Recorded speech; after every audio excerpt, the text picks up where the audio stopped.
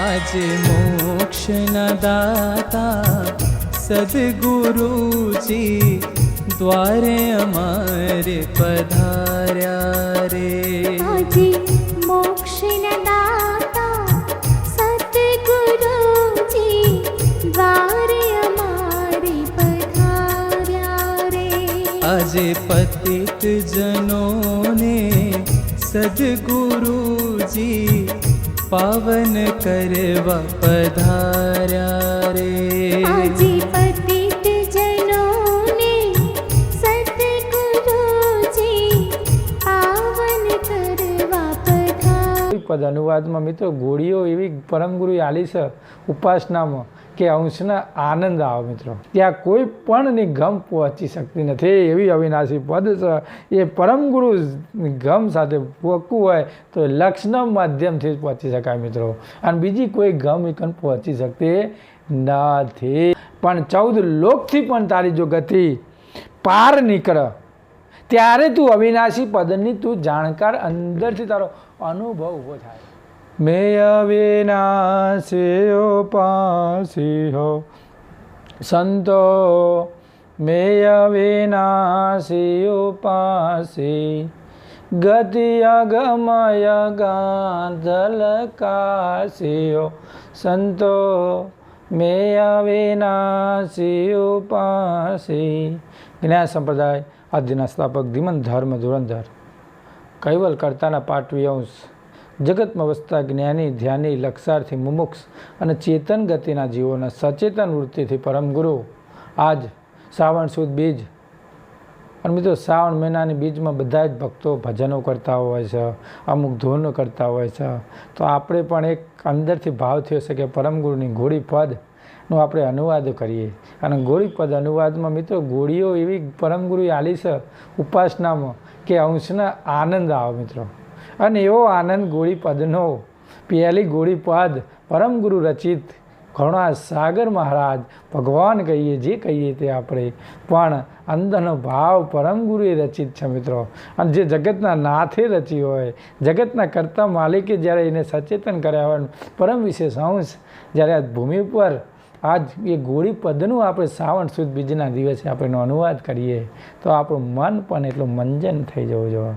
અને મન મંજન થાય ત્યારે પરમગુરુના આપણો અંદરનો ભાવ મિત્રો ઉમટી આવે, ઉમટી અને ઉમટે એ જ પરમગુરુની જ્ઞાનની ગતિને ઓળખી શકે. અને આવું લક્ષનું પરમગુરુનું જ્ઞાન, કરુણા સાગરનું એ જ્ઞાન સિંહા ગરજેના સમાય એ કાચા પોચાનું નથી કામ. આવું વાઘ જેવું જ્ઞાન મિત્રો. અને આપણે શ્રાવણ મહિનાનો એનો અનુવાદ કરતા અવિનાશી પદમાં, કારણ કે મેં અવિનાશી ઉપાસી શબ્દનો ભાવાર્થ આપણે સમજી કે મેં એટલે ખુદ પોતે, મેં અવિનાશી પદનો ઉપાસક છું. મેં એટલે અંદર, મેં અંદરનો ભાવ, હું એટલે કોણ, અને મેં એટલે ખુદ પોતે પોતાનું સ્વરૂપને પહેચાનવાની વાત છે મિત્રો. જો અંશ પોતે પોતાના સ્વરૂપને જો ઓળખી જાય તો મિત્રો આ જગતના જંજાળમાં એને ફસાવું ના પડે. અને જો જગતના જંજાળમાંથી બહાર નીકળવું હોય તો મેં અવિનાશીનો ઉપાસક એને બનવું પડશે. અને અવિનાશીનો ઉપાસક બનશે ત્યારે જ પરમગુરુની ગતિને એ જાણી શકશે. અને ગતિ વગર એ રસ્તો એને મળ્યો નથી. એટલે જ અમે કહીએ છીએ તમે એની ગતિમાં તમે પ્રવીણ બનો, પ્રવીણ સચેતન બનો, જાગૃત બનો. અને જાગૃતમાં પણ અતિ ઉજાગ્રત બનો મિત્રો. કારણ કે જાગેલ તો છીએ પણ પરમગુરુની દ્રષ્ટિએ જ્યાં સુધી અવિનાશી પદમાં આપણે જ્યાં સુધી આપણું મન ના રાચે, મારું મન રાચ્યું ગુરુના ચરણોમાં મિત્રો. એ રાચનમાં શ્રાવણ સુદ બીજના દિવસે આપણે પરમગુરુનો અનુવાદ ભાવ પરમગુરુનું ગોળી પદ સાથે એકતા કરીએ. પરમગુરુના લક્ષનું એવો પાવર છે મિત્રો કે લક્ષ સાથે જો પરમગુરુનું જો ગોળી પદ જો વર્ણચાર કરવામાં આવે તો તમારી ગતિ પણ એટલી પાવરફુલ બની જતી હોય છે. એટલે આજ આપણે એનો અનુવાદ કરીશું, કારણ કે ઘોડી પદ પરમ ગુરુએ પહેલું બતાવ્યું છે, એમાં આપણે જેટલો અનુવાદ થાય એટલો આપણે કરીશું. અને બીજા ભાગમાં આપણે એનો અનુવાદ કરીશું. 2 ભાગમાં આપણે ઘોડી પદની પુનરાવૃત્તિ કરીશું, એવી અમારી ભાવાત છે. પણ પરમ ગુરુ જે જગ્યા સુધી લઈ જાય ત્યાં સુધી આપણે એનો અનુવાદ કરીશું. ચલો. મેં અવિનાશી ઉપાસે, મેં અવિનાશીનો ઉપાસક છું. અને અવિનાશી પદમાં તાર રાંચવાનું છે.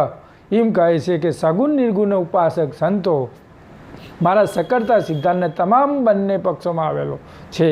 અને તે અવિનાશી સનાતન સકળતાપતિ ના મહાસુજાન સર્વજ્ઞ ગતિવાળું છે. મિત્રો, અને ગતિમાં તારું પોતાનું જે સ્વરૂપ રહ્યું, સત્ય સ્વરૂપ, જે લક્ષના અંદર વસ્તુતાનો મુદ્દો જે તારા જાણવામાં આવે છે, તે પરમ અવલૌકિક સકળતાનું નિજ સ્વરૂપનો પરમાનંદ કાયમ એકમેક તદ્વત રહેલું છે. મિત્રો, અને તદ્વત સ્વરૂપ સાથે તારી એકતા કરવાની જરૂર છે. અને તદ્વત રહેલું છે તે જ મારું શુદ્ધ ઉપાસના છે. સતત જે શુદ્ધ ઉપાસના એને કહેવાય. અને ઉપાસનામાં તારો ભાવ જોડવાનો છે. અને ભાવ ભરી જાય મિત્રો, તો કોઈ વસ્તુ જાણવામાં કશું બાકી ના રહે. ભાવ ભક્તિના ભાવથી રખાય. આગળ પણ કહે છે, એ પરમપતિની જે અગણિત અંશોનો ઉદય કરનાર સ્વયં સાક્ષી હોવાથી ત્યાં કોઈ પણની ગમ પહોંચી શકતી નથી. એવી અવિનાશી પદ છે. એ પરમ ગુરુ ગમ સાથે પહોંચવું હોય તો લક્ષના માધ્યમથી જ પહોંચી શકાય. મિત્રો, અને બીજી કોઈ ગમ એકન પહોંચી શકતી નથી. અને આગળ પણ કહે છે, અગાધ ગતિનો લક્ષ લખાશ એટલે ઓળખાવીને હું જણાવું છું. આ વસ્તુ જે મુદ્દો સચેતન પડે છે અને જાગ્રત પડે છે, જગત ઊંઘી ગયું છે, એને જગાવવા માટે પરમગુરુ આજ જે સચેતન છે, જે હાજરમાં પડે છે, એ મુદ્દો હું તમને જણાવું છું. અને જાણજો હો, જાણશે એ જ અનુભવ કરી શકશે. જે નહીં જાણે એ ઓળખી શકશે નહીં. એટલે જાણવાની જરૂર છે. જાણી અને એને માણવાનો, અનુભવ કરવાનો. અનુભવ જો સુધી ના કર્યો ત્યાં સુધી પરમગુરુની પ્રાપ્તિ થતી નથી. એટલે આપણે પરમગુરુના જ્ઞાનમાં અનુભવની જરૂર છે. મિત્રો, અનુભવ, અને અનુભવ હશે તો પરમગુરુ આપણા પ્રત્યક્ષ સાથે આપણને કોઈ બી દ્રષ્ટાંતમાં કોઈ બી તકલીફ હશે તો પરમગુરુનો સંશય ઓટોમેટિક લાવશે. એટલે જ તમે અવિનાશી પદના ઉપાસક બનજો. હા મિત્રો, અવિનાશીઓ, બીજું મેં અવિનાશી ના, મેં અવિનાશી ઉપાસીના ઉપાસક બનજો તો જીવનમાં કદી કોઈ જાતનું દુઃખ પણ રહેશે નહીં. આવી પરમગુરુની ગતિ છે. મિત્રો, પણ જગત જાણે ત્યારે એનો અનુભવ કરે ત્યારે. મિત્રો, જ્યાં સુધી એને ઓળખ નહીં ત્યાં સુધી મિત્રો એ જગતના વિશ્વકાર, વિશ્વમાં એની દ્રષ્ટિ ફરે, ભીતરની દ્રષ્ટિ જોઈ શકે નહીં. આગળ પણ કહે છે કે જપ તપ તીરથ વ્રત વિદો ગત સાધન સિદ્ધયા આસે સુરત નુરત ધરે લગન લગાવે તો તેન લોક પદ પાસી હો સંતો મેં અવિનાશે ઉપાસે. ભગવાન કરુણા સાગર કહે છે, જ્ઞાની સંતજનોને કહે છે કે તમે કહો છો કે અમે તો બ્રહ્મરૂપ છીએ અને બધું જ શું કહે કે વેદ વચન અનુસાર જપ તપ તીરથ વ્રત અને બધું લઈને અધ્યાસ એટલે અભ્યાસ કરીએ છીએ એનો, તે પણ જળ ઉપાસના સાધના સાધીને સિદ્ધિ થવા પુરુષાર્થ કરો છો. જપ કરો, તપ કરો, આ બધું સાધના કરો, અહીંને તમે સાધી અને તમે પુરુષાર્થ કરો છો. હવે એ પુરુષાર્થ તમે જ્યાં સુધી મારો જે ખુદ જે હું કહેવા માગું છું એનો જ્યાં સુધી તમે અનુભવ નહીં કરો ત્યાં સુધી આ બધું જ તમારો અભ્યાસ બધો વ્યર્થ કહેવાય. કારણ કે એ વસ્તુઓ જ્યાં સુધી જપ તપ તીરથ વ્રત વિદોગત એ સબ સુધી આસીઓ સંતો, આ બધી જ સાધનાઓ પરમ ગુરુની જ્ઞાનની ગતિએ આવતી નથી. એ કશું કરવા જેવું નથી. આ પરમ ગુરુ આ સાખીમાં કહે છે. અને આપણે શું કરવા જેવું છે કે તનથી, મનથી, ધનથી, વચનથી જે કામ કરવામાં આવે, જો શરીરથી આપણે સેવા થાય તો ધનથી પણ કોઈની સેવા કરીએ તો એ પરમ ગુરુ આપણા ઉપર રીઝ થાય. જો ના થાય તો મનથી, મન એટલે કોઈનું ખરાબ વચન સારા મનથી પેલાના સારા વિચારો આલીએ, સારું એને જીવનમાં કોઈ પૈસા ટકે કોઈ દુઃખ હોય તો એને ધનથી આપણે એને સેવા કરીએ. કોઈ વચન સારું અભ્યાસ, તમે જ્ઞાની છો તો જ્ઞાન બુદ્ધિ દ્વારા તમે તેની સેવા કરી શકો છો. આવું જો કાર્ય કરવામાં આવે તો એ પરમ ગુરુની સેવામાં આપણે એ કાર્યમાં આપણને સફળતા મળે. પણ જો જપ તપ તીરથ એ બધી સાધના એ કામમાં આવતી નથી. સેવા આવે છે, સ્મરણ આવે છે અને ધ્યાન આવે છે. જો સેવા કરવામાં આવે તો પણ ગમે તે જાતની તન મન ધનથી કરો, પછી સ્મરણ કરો. જો પરમ ગુરુનું સ્મરણ કરો તો પણ પરમ ગુરુને અંગીકૃત થાય, અને ધ્યાન કરો તો પણ પરમ ગુરુનો અંગીકૃત થાય. તો આપણે જે આપણને જે અંદરથી જે આશા થાય એ કરીએ. પણ જપ તપ તીરથ વ્રત વિદોગત એ સબ બાલનો વ્યવહાર છે મિત્રો, અને બાલના વ્યવહારમાં પરમ ગુરુની ગતિ આપણામાં ઉદ્ભવતી નથી. એટલે અમે તમને કહીએ છીએ, જાગો રે ભક્તો જાગો, નકર તો જાગ્યા નહીં તો પછી આખી જિંદગી ઊંઘી રહેવાનું થશે. એટલે જાગીને પરમ ગુરુની જ્ઞાનની ગતિને ઓળખીએ, અને ઓળખીએ તો જ આજે શ્રાવણ સુદ બીજ રહી એનો આપણો લક્ષનો પાવર વધી જાય મિત્રો. શ્રાવણ સુદ બીજ, અને મિત્રો આવી બીજને ભક્તિનો મહિમા જો જગતમાં ડંકા વાગતા હોય તો પરમ ગુરુનો જ્ઞાનનો અંતરનો ડંકો આપણો લક્ષનો પાવર પણ મિત્રો દુનિયાને બતાવવો જુઓ કે મિત્રો. કારણ કે લક્ષાર્થથી જો લુગ્યા રહે છે તો પરમ ગુરુનું જ્ઞાન કોણ જગાડ છે. એટલે લક્ષાર્થીને જાગશે. જ્ઞાની તો આખા દુનિયામાં જાગી રહ્યા છે મિત્રો, પણ લક્ષવાળા જો જાગી જાય તો પરમ ગુરુનો આ જપનો તપનો થપ આ બધું થપ થઈ જાય મિત્રો. આના જો સેવા સ્મરણ ધ્યાન થાય તો પરમ ગુરુની પ્રાપ્તિ થાય, અને એ જ ભાવ આપણો અંતરમાં હોવો જોવા. સુરત નુરત ધરી લગન લગાવે તો તીન લોક પદવાસી હો સંતો મેં અવિનાશી ઉપાસે.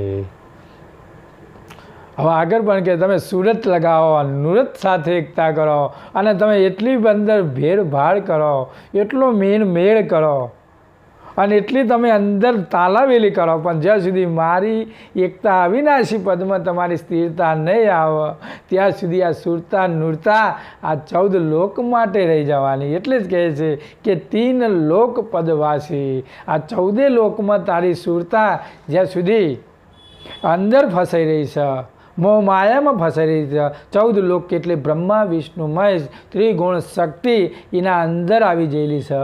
પણ 14 લોકથી પણ તારી જો ગતિ પાર નીકળે ત્યારે તું અવિનાશી પદની તું જાણકાર અંદરથી તારો અનુભવ ઊભો થાય. અને જ્યારે અંદરથી અનુભવ ઊભો થાય ત્યારે જ પરમ ગુરુનો અંતરનો લક્ષનો પાવર ઊભો થાય છે મિત્રો. આ લક્ષ જો અંદરમાંથી ઊભો થાય એટલે જ કહે છે કે આ જગત લગની તો લગાવો, સુરતા નૂરતા લગાવે છે, પણ જે અંદરના જે માયિક પદાર્થોમાં ફસાઈ રહી છે સુરતા, એ સુરતાના લીધે તે બ્રહ્મમાં જ કંઈ કરવા પણ હોતું નથી, તોય પણ એની દ્રષ્ટિ બ્રહ્મમાં જ ફસાઈ રહે છે, અને થવાપણામાં પણ કોઈ ગુણ અંદર સંભવી શકતો નથી.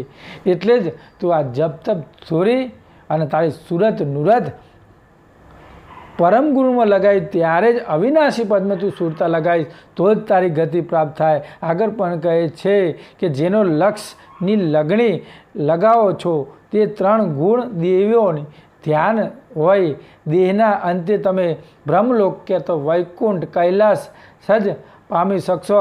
પરંતુ હું કોણ, મારો કર્તા કોણ, અને તે તમે જાણી શકશો નહીં. કારણ કે એને જાણવા માટે પરમ ગુરુનું જે અવિનાશી પદ રહ્યું એ અવિનાશી પદમાં તારે સ્થિર થવું પડશે. અને અવિનાશી પદમાં જ્યારે સ્થિર થાય ત્યારે એની દ્રષ્ટિએ જગતકાર ને વિશ્વકારમાંથી મુક્ત થાય અને દ્વૈત ભાવ પરમ ગુરુનો અંદરથી ઊભો થાય ત્યારે એની દ્રષ્ટિ સોહમ પ્રણવ સાથે એકતા થાય ત્યારે જ એના અવિનાશી પદમાં એનો ભાવ બંધાય અને ભાવ બંધાય ત્યારે જ પરમ ગુરુને અંતરમાં એ વિભૂતિ આવે. ત્યાં સુધી બહારની વિભૂતિઓમાં એને ફરવો પડે.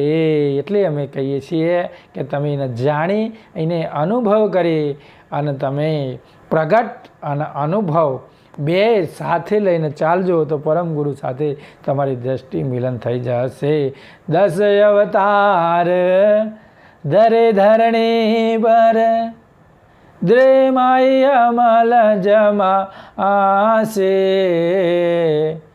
નામ રહે રૂપ રહે ન પાવે અંતકાળ ગયે આસિહો સંતો મેય વિના આસિયો પાસે હે ગતિ અગમય ગા આંધલ કાસિહો સંતો મેય વિના આસિયો પાસે. 10 અવતાર ધરે ધરણી પર દ્વેમાઈ અમલ જમાશે.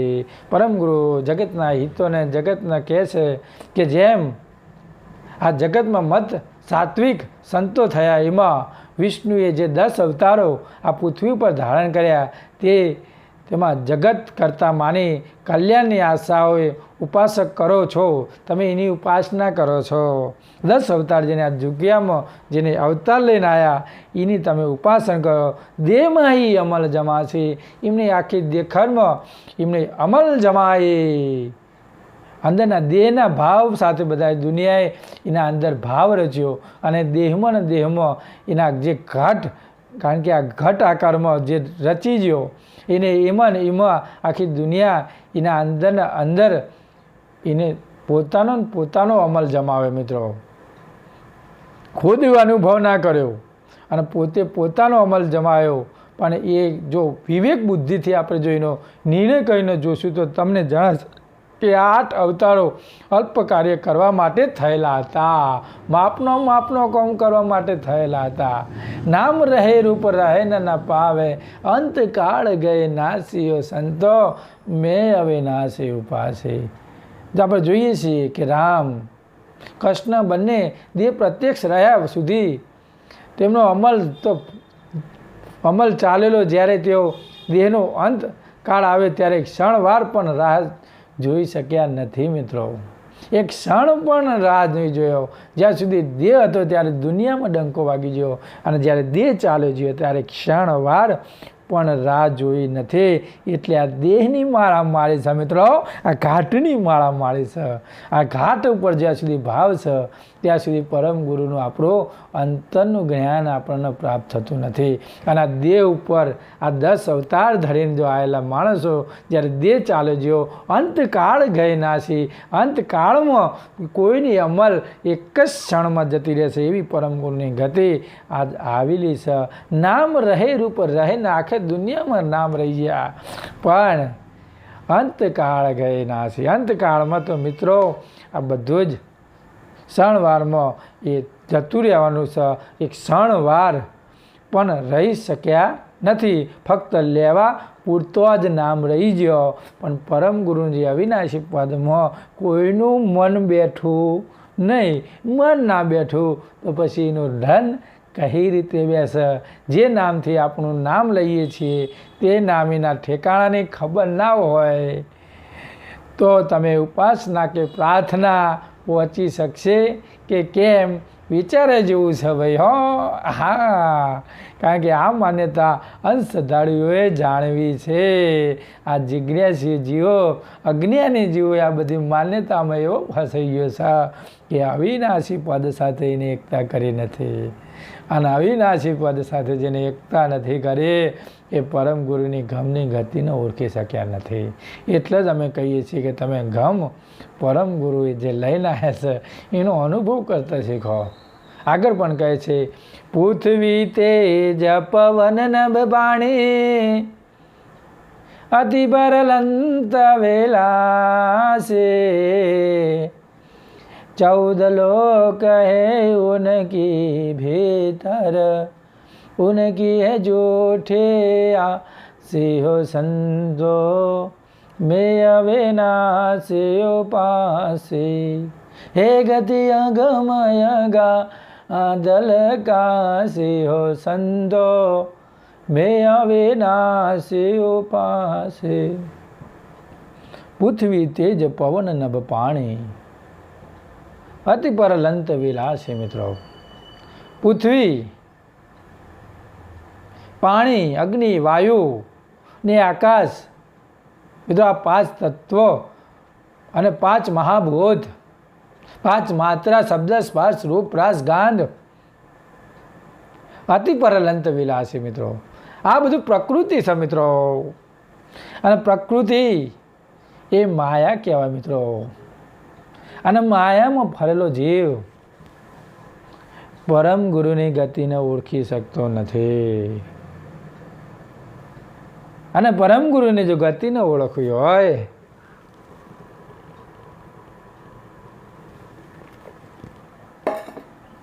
તો આપણે ખુદ આ માયામાંથી નીકળવું પડશે મિત્રો, આ નીકળીશું તો જ આપણે પરમ ગુરુની ગતિને જાણી શકશું। એટલે કે અતિ પરલંત વિલાસી આ 5 તત્વોની જે માયા, 5 તત્વોનું પિંજરું, અને પિંજરામાં પડી આપણી કાયાને સુરતાને નૂરતા। હવે સુરતાને નૂરતામાંથી આપણે પરમ ગુરુની સ્થિરતામાં આવવાનું છે, અને સુરતા નૂરતા સ્થિર ક્યારે થાય કે જ્યારે આપણે અવિનાશી પદમાં એકતા થાય ત્યારે। દુનિયા તો ગાવા ખાતર તો આખી દુનિયા ઉપાસના તો બહુ કરે મિત્રો, પણ સમજ નથી હોતી, અને સમજણ ના હોય ત્યાં સુધી બધું ગાયેલું વ્યર્થ કહેવાય, વ્યર્થ। સમજીને ગાશો તો પરમ ગુરુ કહે છે, બારને શાસ્ત્ર કહે છે કે વૈકુંઠ જોશો, પણ જો અણસમજે, જો સમજ્યા વગર જો ગાશો તો એ કશું જ મૂલ્ય આવશે। તમે થોડું ખો પણ સારું ખાતા શીખો મિત્રો, શરીર માટે, તંદુરસ્ત માટે જો સારું ખાતા શીખો, થોડું ખો પણ એ શરીરમાં સારા કાર્ય કરવા માટે, અંતરને ચોખ્ખું રહે એના માટે ખો। એમ પણ આ તમે જો સારું કાર્ય કરો, થોડું કરો પણ સારું કરો। અમે એટલે જ કહેવા માટે, એટલે જ કહે છે પૃથ્વી તેજ પવન નભ પાણી, અતિ પરલંત વિલાસી। આ જગત, આ 5 તત્વોનો પસારો થયો છે ત્યાં સુધી પ્રકૃતિનું સામ્રાજ્ય વ્યાપી રહેલું છે, પરંતુ ખરું જોતા આ પૃથ્વીભૂતના શરીરો પ્રકૃતિથી જતમત રહેલા છે, પ્રકૃતિમાં જતમત રહેલા છે, અને કારણને લઈ 5 તત્વોનો દેહનો વિસ્તાર, સામાન્ય ગતિના કે વિશેષના અંશો પણ ભક્તિ, યોગ, ધ્યાન જે કંઈ કરી રહ્યા છે તે સર્વ પણ માયાના ઉપાસના કરે છે। આ 5 તત્વમાં જે કામ કરી રહ્યા એ બધું જ માયા કરી રહી છે, અને માયા છે એ જ મોટી કાયા। આ કાયા એ જ માયા મિત્રો, આ 5 તત્વની જે કાયા છે માયા, અને માયા અંદર, આ કાયાના અંદર જે માયા છે, માયાના અંદર ચેતન સ્વરૂપ પરમ ગુરુ અવિનાશી, મેં અવિનાશી પદ સમાયેલું છે, પણ જો હું જાગ્રત થયેલો હોય તો પરમ ગુરુની ગતિને ઓળખી શકાય મિત્રો, અને જાગેલો હોય તો પછી એ કદી ઊંઘ નહીં। એટલે જ કહે છે કે એના અંદર 5 તત્વોનો દેહનો વસનારા સામાન્ય ગતિના કે વિશેષ અંશોની ગતિ, ભક્તિ યોગનેથી ધ્યાન જે કરી રહ્યા છે તે સર્વ માયાના ઉપાસક છે, અને બધી જ રમતને રમાડનારા માયા જીવના પડખે રહીને ખેલ ખેલાવે છે। આ બધી માયા જ જીવના રહીને જેમ ખેલ ખેલાવે, જેમ 5 તત્વોના પિંજરામાં પોપટ રમો અને ખેલ ખેલા અને આખી દુનિયા એને મીઠું મીઠું કહી એનો આનંદ અનુભવો. એમ આ પણ એવું છે કે આ પોત તત્વનું પિંજરા અંદર જે માયા ફસાઈ જાય છે, આ કાયાની અંદર જે માયા ફસાઈ જાય છે એ જ રમાડી રહી છે અને એ જ અતિ પરલંત વિલાસી એના અંદર વિલાસ થઈ ગયો છે આ અંશ. હવે તમે સમજો કે આ અંશ ક્યારે બહાર નીકળી શકશે પરમ ગુરુના જ્ઞાનની ગતિના, એ ક્યારે જાણી શકશે. અને જ્યાં સુધી જાણી નહીં શકે ત્યાં સુધી એ ખુદ એનો અનુભવ પણ કરી શકશે નહીં. એટલે અનુભવ માટે આપણે પરમ ગુરુનો લક્ષનો અધ્યાસ અને અવિનાશી પદમાં એની સ્થાપના કરવી પડશે. અને અવિનાશી પદ જો પડ્યું છે એ ખબર છે, અંદર પડ્યું છે ભીતરમાં. અવિનાશી પદ તારા ભીતરમાં પડ્યું છે. મેં અવિનાશી ઉપાસી, મેં અવિનાશી પદનો ઉપાસક છું. ભાઈ વિચારો તમે, મેં છું અને મેં જ છું અવિનાશી પદનો ઉપાસક છું. તેમના અંદર સુરતા નૂરતા તું તાલી લગાય તો એ તું જાગૃત થઈ જાય.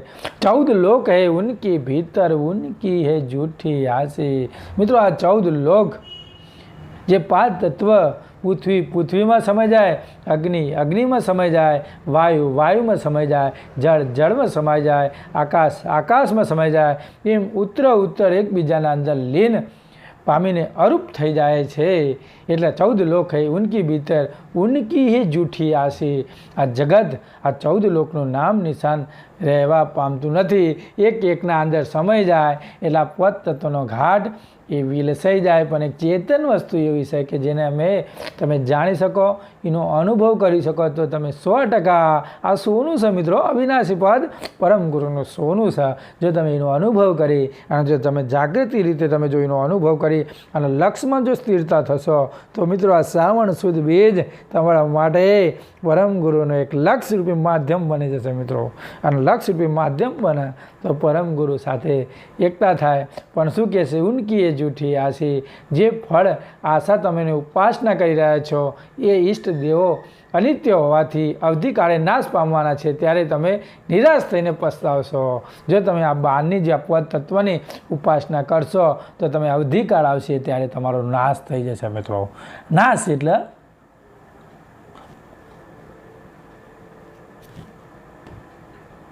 પછી આ કામમાં ના આવે જે વસ્તુ, કારણ કે નામ રહી ગયા અને રૂપ રહી ગયું, અહીંનો ગુણ લગાવવાથી કશું જ કામમાં આવતું નથી. એટલે જ આ જગતમાં બધા જ બહારની ઉપાસનાઓ પડે છે. એટલે જ પરમ ગુરુ એક સાખીમાં કહે છે કે ભાવમાં ભાવના ઉપાસના લાગી રહ્યો સબલોય, ચૈતનતા ચીન્યા વિના તાતે મુક્ત ના હોય. ભવમાં ભરમ ઉપાસના મિત્રો, આ મોટી મોટી સંસારમાં માયામાં મોટીની ઉપાસના, ભવમાં ભરમ ઉપાસના, આ ભ્રમણાવાળી ઉપાસનાના અંદર અંશ એટલો ફસાઈ ગયો છે કે એને કોઈ વસ્તુતાના મુદ્દાને સમજાવવા હોવા છતાંય સંતો એને કેટલું એ કંઈ ગણે થાક તોય પણ મિત્રો એ સમજવા માગતો નથી. હવે સમજશે નહીં, અમે સમજાવીએ તોય પોતે જાગ નહીં તો પછી ગુનો કુનો? એનો ખુદનો ગુનો મિત્રો, એનો ખુદ સંતનો ના કહેવાય, તો જાગેલાને જગાડ. પણ એ જાગ્યો હોય ને આવત હોય ઊંઘ્યો રહે તો પછી અમારો ગુનો ના કહેવાય. એને જાગૃત થવું પડશે અને જાગશે તો જ એ પરમ ગુરુની ઉપાસનામાં હોય. એટલે જ કે ભાવમાં પરમ ઉપાસના લાગી રહ્યો સબ લોય, લાગી રહ્યો સબ લોય. લોય એટલે પરમ ગુરુ કહે છે. પરમ ગુરુના જ્ઞાનની દ્રષ્ટિએ લોય એટલે સ્ત્રી. એના પાછળ મોહ માયામાં જો ફસી ગયેલો જીવ પરમ ગુરુની ગતિને એ કદી જાણી શકશે નથી મિત્રો. કારણ કે મોટામાં મોટો જે રોગ થયો છે એ આ જ રોગ છે. લોહી પાછળ મનુષ્ય, લોહીના ગુણ પાછળ મનુષ્ય પરમ ગુરુની ગતિને ઓળખવા માટે પ્રયત્ન કરતો નથી. આજે જન્મ લીધો, બીજો લોહીનો ગુણ એના અંદર જ એક્ટિવ થઈ જાય એટલે ભક્તિ ના લાગે. એને તો બધી બહારની ગતિ, બહારના આવરણો, એને પૈસાના ઢગલા દેખાય મિત્રો. પણ પરમ ગુરુનું જ્ઞાન અવિનાશી પદમાં જો સ્થિર થવું હોય તો મિત્રો આ ઢગલાને મેલી અને પરમ ગુરુના પદમાં રાચવું પડશે. અને મારું મન રાચ્યું ફકીરીમાં મિત્રો. જેનું મન ફકીરમાં રાચે, પરમ ગુરુના અંતરના લક્ષ્યમાં રાચે તો મિત્રો આપણી વૃત્તિ પણ એટલી સ્થિર થઈ જાય. અને ફકીર થાય તો જ એ પરમ ગુરુની ગતિને ઓળખી શકે. કારણ કે ફકીર લઈને હવે લઈ જાય ચોલી, એના જોડે બીજું કશું હોય નહીં. તો આપણે એ વસ્તુને સમજીએ. લાગી રહ્યો સબલોય ચૈતનતા ચીન્યા વિના તાતે મુક્ત ન હોય. જો ચૈતનતા જ્યાં સુધી તમે અંદરના ભાવમાં જો ચૈતન્ય વસ્તુને નહીં જાણો ત્યાં સુધી આ જગતનો જીવ કદી મુક્ત થશે નહીં. જો મુક્ત થવું હોય તો ચૈતન્ય ગતિને આપણે જાણવી પડશે. અને ચેતન ગતિને જો જાણીશું તો પરમ ગુરુ આપણા નિશ્ચય, આપણા નિર્ણય સાથે આપણે એકતા કરી શકશો.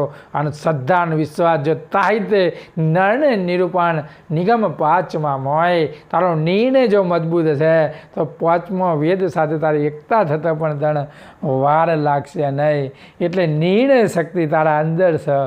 નિર્ણયને તું જાણી શકીશ તો તું પરમ ગુરુની ગતિને તું ખુદ અનુભવ કરી શકીશ. એટલે તારો નિર્ણય પણ એટલો મજબૂત રાખજે પરમ ગુરુ જ્ઞાનની ગતિ સાથે એકતા કરવા માટે. એટલે મિત્રો નિર્ણય શક્તિ એ જ પરમ ગુરુના સાથે લક્ષ્ય કરવાવાળી શક્તિ છે. અને નિર્ણય એ જ પંચમ વેદ છે.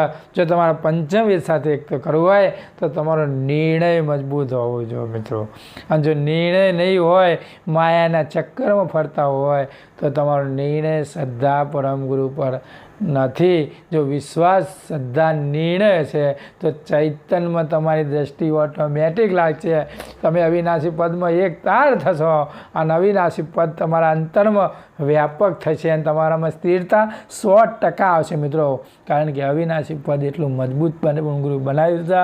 અને ગોરી પદ પણ પરમ ગુરુ એટલો સ્વર્ણચાર સાથે એકતા કરીને બનાવ્યું છે મિત્રો. તો આજ આપણે ગોરી પદની 4 સાખી અને એ 4 સાખીનો આપણે અનુવાદ કર્યો. અને એ અનુવાદ આપણે અનુભવ કર્યો અને અનુભવ કરી અને લક્ષના માધ્યમથી આપણે પરમ ગુરુની અવિનાશી પદની આપણે અનુભૂતિ કરીએ. અને એ અનુભૂતિ આપણા અંતરમાં વિકસિત કરીએ અને પરમ ગુરુના લક્ષ સાથે એકતા કરીએ તો આપણી જે સ્થિરતા રહી, આપણું મન રહ્યું જે આજુબાજુમાં જે ભટકી રહ્યું છે એ મન એકતા થાય તો જ આપણી સ્થિરતા આવે. અને સ્થિરતા આવે તો પરમ ગુરુ સાથે આપણી લક્ષ બંધાય. અને લક્ષ બંધીએ તો જ આપણી